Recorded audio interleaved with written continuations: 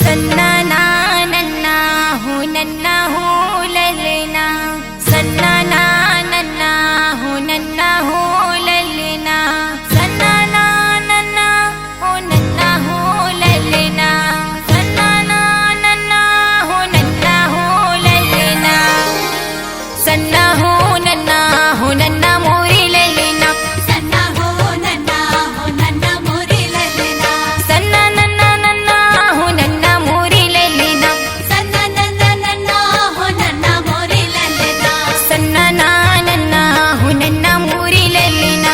सन्ना नन्ना हो नन्ना मोरी ललना।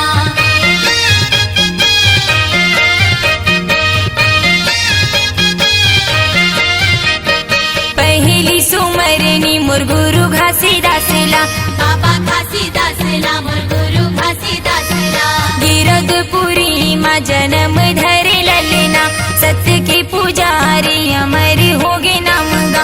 गिरधपुरी मा जन्म धरे ललना, सत्य के पुजारी अमर होगे नाम गा।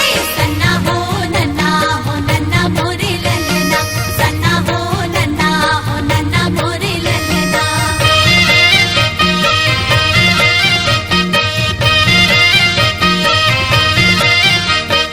दूसरे सुमरनी मोर गुरु अमरदासला, सपुरा के कोरा जन्म धरे ललना, दूसर सुमरिनी मोर गुरु अमरदासला, सफुरा के कोरा जन्म धरे ललना, जन्म धरे ललना, जन्म धरे ललना।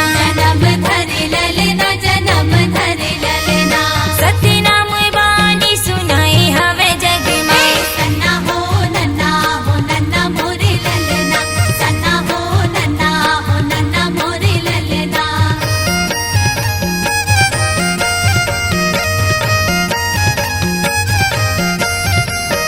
तीसरी सुमरनी मोर गुरु बालक दासला, बाबा बालक दासला, मोर राजा बालक दासला, तीसर सुमरिनी मोर गुरु